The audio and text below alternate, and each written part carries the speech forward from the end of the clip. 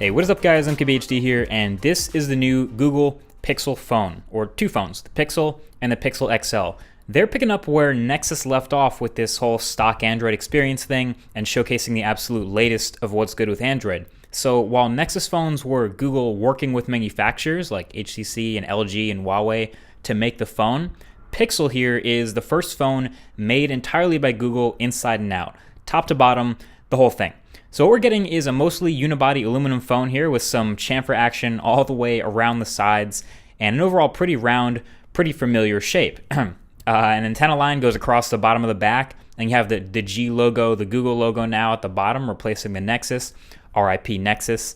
And then you have the top half of the back with this glass panel around the fingerprint reader. So it's a pretty interesting dual tone look, dual texture look. I might have to let it grow on me for a little bit, but wireless charging wasn't mentioned at all at the event, so I'm not sure if this has any utility, but just a different look. And up front is the AMOLED display, which looks great. And on the white version of the phone, above the display, you can see some cluster of sensors, although the black version of the phone I think definitely hides this a lot better, as you'd expect.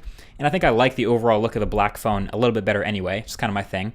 And I can't seriously be the first one to mention that chin. Wow, like is it really necessary to keep the phone symmetrical? I actually liked the Nexus 6 look of having a smaller chin because it's not necessary to have a big chin.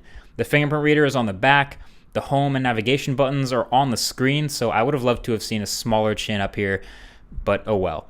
So the only difference between the Pixel and Pixel XL is the size, the display size up front, and the battery size. The 5.5-inch display of the XL and the 5-inch display of the Pixel. Everything else, the specs, the camera, everything else is identical. So speaking of specs, this is shaping up to be possibly the fastest phone ever. Again, it's rocking a Snapdragon 821 chip, so it's the first phone to do that. 4 gigabytes of RAM and 32 or 128 gigabytes of storage. It has USB Type-C at the bottom where the speakers are, as you can see, and quick charging claims to get 7 hours of charge in 15 minutes. Oh, and don't worry, it still does have a headphone jack. Feels crazy every time I have to say that, but it's true. It's still up here at the top. And the camera on the back claims to be the best on any smartphone by their pre-production DxOMark ranking. Now, I can't even keep track of how many smartphones have claimed that anymore, but it is promising. It's a 12 megapixel camera with a really big sensor, so 1.55 micron pixels, which are some of the biggest I've seen in a while. It's basically ultra pixels at this point.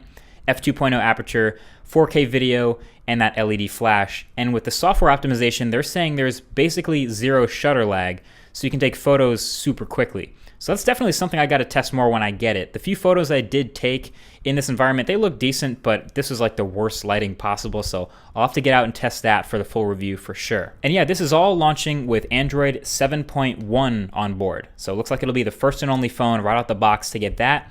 And playing with it, I found it pretty nice. Now the round icons and the couple new UI tweaks, I can get used to that. I mean, at least all the icons are the same size now. But the rest of Android 7.1 is a bunch of new features and little additions to 7.0. The main one of those being the Google Assistant. Now, Google Assistant isn't new. It was in Google's Allo app. You can use that already. But now they've built it into the OS itself. So it's replacing what was essentially Google Now on tap, where that used to be. So now anywhere in any app, on any screen, you can long press the home button to get the little pop-up for Google Assistant. And for there, you can ask it a question, you can ask it about people, places, things, ask it to remind you something, or start playing music, Chromecast, whatever. It's your assistant. It does all that stuff. Now, you can still get the Google Now on Tap features by swiping, so if you still want that awesome screen recognition stuff, you can long press on the screen and swipe up, and you'll have the Now on Tap features. But yeah, the Assistant and all its machine learning awesomeness is a major new feature, a major point for Android 7.1. And the rest of the things I noticed were pretty little. Like in the settings, there's a new tab over to the right called Support, where you have direct links to calling or video chatting with tech support. The new home button animation, you saw it when I long pressed it, but there's this new fancy animation every time you regular press home, and it's quick, but it's nice. You can't really miss it. And this new animated lock screen thing, check this out. Look at the canyon picture when I unlock it. See it moving? Like, that's crazy. That has to be new, right? Or at least the images built in for the support are super good looking now. But anyway, that's what's good. The first impressions for me right off the bat with the Pixel phone and with the Pixel launcher are a bit of a mixed bag for sure. Of the three new colors, I would say the black one is my favorite, not a surprise. But not gonna lie, that blue is actually pretty good looking in certain light. but you're going to want to love it to spend that premium price that this phone is going to come in at. It's starting at $649 unlocked, which makes sense for the build you're getting and the specs you're getting, but you're going to have to really like it. So I'm hoping to get my hands on this and the Daydream View headset later this year, and Google Home and Chromecast Ultra and everything they announced. But in the meantime, let me know what you think of Pixel and Pixel XL. Is this your next phone? Is this enough to convince you to spend your money? I think the full review will be a lot of fun, so definitely subscribe for that, and be sure to share this video, your one-stop shop for all information, all things Pixel, until it comes out anyway. Thank you for watching. I'll talk to you guys in the next one. Peace.